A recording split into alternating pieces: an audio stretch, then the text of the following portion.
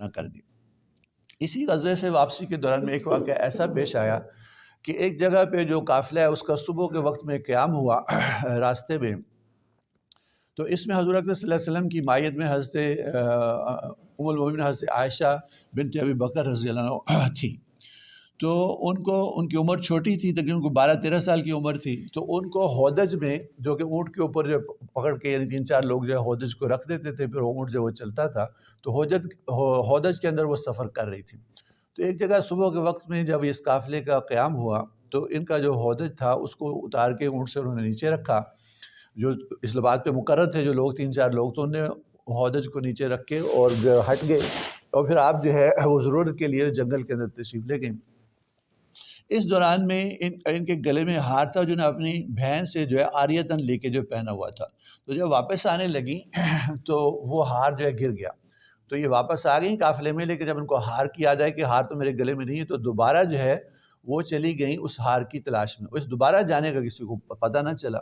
اب جب قافلے کی روانگی کا وقت آیا تو وہ لوگ جو ہودج کو اٹھا کے رکھتے تھے وہ 4 لوگ تھے، اور ان کا وزن جو اتنا زیادہ نہیں تھا، تو انہیں 4 نے اٹھایا، انہوں نے گمان کیا کہ اب ہودج کے اندر ہی ہیں، حالانکہ یہ جو ہے اس کو چھوڑ کے جو ہے جنگل میں اپنا ہار جو ہے وہ تلاش کر رہی تھی۔ وہ سارا قافلہ جو ہے وہ روانہ ہو گیا اور یہ جنگل میں اپنے ہار کی تلاش میں لگی رہی۔ پھر جب یہ واپس آئیں جہاں پہ کہ وہ ہودج رکھا ہوا تھا تو قافلہ جو وہ جا چکا تھا، تو یہ پریشان ہوئی کہ اب جو ہے میں اکیلی کس طرح کیا کروں،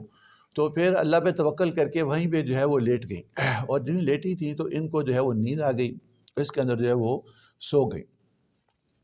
اب یہ سوئی تھی تو ان کے کان میں جو ہے آواز پڑی، ایک صحابی ہیں کو حضور اقدس صلی اللہ علیہ وسلم نے جو ہے اس بات کے اوپر مقرر کیا تھا کہ لشکر کے اندر وہ بہت اخیر میں آتے تھے،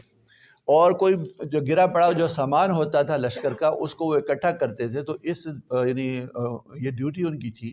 تو لشکر میں جب بعد میں اخیر میں جو سفر کرنے لگے اور انہوں نے دیکھا کہ حضرت عائشہ رضی اللہ عنہا جو ہے وہ سو رہی ہیں، چونکہ پردے کا نزول سے پہلے وہ آپ کو پہچانتے تھے، تو انہیں انا للہ و انا الیہ راجعون پڑھا زور سے کہ حضور اقدس صلی اللہ علیہ وسلم کی بیوی ہیں، بس اتنی بات انہوں نے کی، اور پھر اپنے اونٹ کو ان کے پاس جو بٹھایا اور یہ اونٹ کے اوپر جو سوار ہو گئی، اور یہ اونٹ پہ سوار ہو کے جب وہ قافلے کے ساتھ یہ ملی تو اس وقت جو ہے دوپہر کا وقت تھا، تو ان کو آتے ہوئے ان صحابی کے ساتھ جو ہے دیکھا اس نے عبداللہ بن ابی اور منافقین نے، تو انہیں آپ صلی اللہ علیہ وسلم کی جو زوجہ محترمہ ہے حضرت عائشہ رضی اللہ عنہا کے اوپر جو ہے وہ افک یعنی آپ پہ تہمت لگائی، اور ایسا الزام لگایا کہ اس کا ایسا چرچا کیا کہ پورے 1 مہینے تک یہ جو منافقین ہیں اسی بات کو مدینے کے اندر جو ہے مختلف مجلسوں کے اندر جو ہے وہ چلاتے رہے، اور اس بات کو جو ہے بہت مشہور انہوں نے کیا، اس کا بڑا چرچا کیا، حتیٰ کہ جو سادہ لوگ مسلمان تھے، حضرت مصطح میں شامل ہیں، حضرت حسان بن ثابت جو مشہور شاعر ہیں وہ، اور حضرت حمنہ بنت جہش،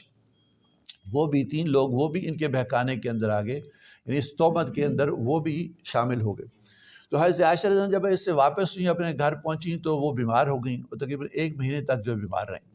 مہینے کے ان کو اس بات کا پتہ نہیں تھا کہ کیا بات جو ہے چل رہی، تہمت کی کیا بات چل رہی ہے۔ تو مہینے بعد جو اٹھیں اور جو اپنا شام کے وقت میں جیسے مستورات جو باہر جاتی ہیں رفع حاجت کے لیے،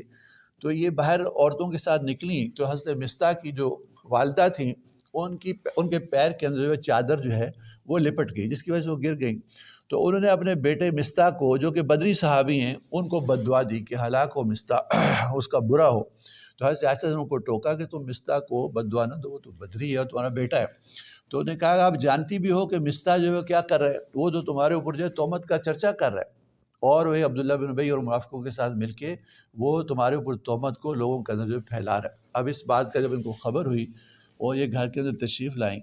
تو انہیں سوچا کہ میں آپ صلی اللہ علیہ وسلم سے اجازت لے کے اپنے ماں باپ کے گھر جاؤں اور اس بات کی تحقیق کروں کہ کیا معاملہ جو ہے چل رہا ہے۔ یہ کہتی ہیں کہ میں جب 1 مہینے میں اندر بیمار رہی تو حضور اقدس صلی اللہ علیہ وسلم کی طرف سے جو میرے ساتھ اچھا سلوک اچھا اخلاق تھا اس کو بھی میں نے بدلا ہوا پایا، لیکن میں آپ صلی اللہ علیہ وسلم سے پوچھی نہیں تفصیل، تو میں اس بات کو ایسے ہی چلاتی رہی۔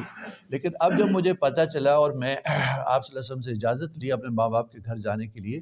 تو آپ نے مجھے آسانی سے اجازت دے دی۔ حالانکہ اس سے پہلے جب بھی میں آپ سے اجازت مانگتی تھی تو آپ پوچھتے تھے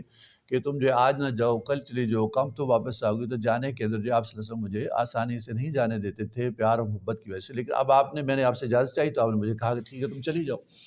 اب جب اپنے والدین کے گھر پہنچی تو ان سے پوچھا تو انہیں واقعی جو اس تہمت کے بارے میں بتایا کہ تمہارے خلاف جو یہ بات جو ہے چل رہی۔